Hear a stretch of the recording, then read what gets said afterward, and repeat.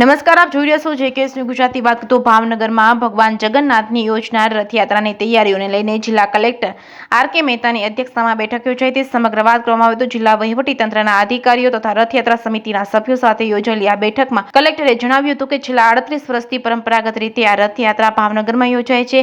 આ વર્ષે 29મી રથયાત્રાનું આયોજન થઈ રહ્યું છે. આ રથયાત્રા શાંતિપૂર્ણ રીતે યોજાય તે માટે કલેક્ટર આર.કે. મહેતાએ વિવિધ વિભાગોમાં અધિકારીઓને લેવાના પગલાઓ વિશે માર્ગદર્શન આપ્યું હતું. કલેક્ટર દ્વારા રથયાત્રાના રૂટમાં આવતા ઝાડવાઓના કટિંગ તેમજ સતત લાઇટનો પુરવઠો તેમજ જળવાઈ રહે અને રસ્તાની સફાઈ થઈ જાય તેમજ રસ્તામાં અડચણરૂપ વાયરો દૂર કરવામાં આવે અને પાણીની સગવડ સચવાય વગેરે રથયાત્રા સંકલન કામગીરી વિશે તંત્રનું માર્ગદર્શન કર્યું હતું. રથયાત્રા સમિતિના અધ્યક્ષ હારુભાઈ ગોંડલિયાએ રથયાત્રા તેના પરંપરાગત રૂટ ઉપર ચાલે તે માટેના વિવિધ સૂચનો કર્યા હતા, જેમાં ટ્રી કટિંગ તેમજ વીજ તારો ઉપર કરવા તેમજ કેબલ વાયરો ઉપર લેવડાવવા જેથી રથયાત્રા તેના નિર્ધારિત રૂટ ઉપર ભાવેના વાસીઓ માટે ફરશે તે માર્ગે પર જરૂરી સુવિધાઓ અને સગવડોની માહિતી તેમણે આપી હતી. તંત્ર પાસેથી જરૂરી મંજૂરી તથા સહકારની વિગતો રજૂ કરી હતી. જેકેએસ ન્યૂઝ ગુજરાતી સાથે હિરેન ભાયાણી, ભાવનગર.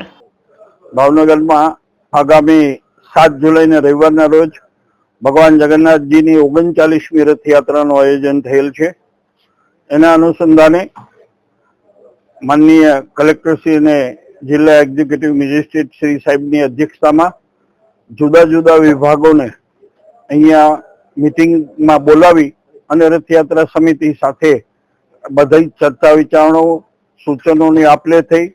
બધા જ વિભાગોને જે તે સૂચનાઓ આપવાની હતી માનનીય કલેક્ટર સાહેબે આપી અને આ રથયાત્રામાં કોઈ પણ રીતે અડચણરૂપ ન થાય એવા વાયર, કેબલ અને વ્યવસ્થા સુંદર રીતે ભાવનગરની અંદર આ રથયાત્રા નીકળે, સફળતાપૂર્વક નીકળે એટલે તમામ જે કન્સર્ન વિભાગો હતા એને માનનીય કલેક્ટર સાહેબે સૂચનાઓ આપી છે અને અમારા જે કઈ સૂચનો હતા એમણે જે તે વિભાગને એ સૂચનો પ્રમાણે પણ અમલ કરવા માટે જણાવેલ છે અને આવતી રથયાત્રા ખૂબ ચંગે રંગે એ ભાવનગરની અંદર નીકળે એ માટે ડિપાર્ટમેન્ટ તરફથી પણ ખૂબ સહકાર મળ્યો છે.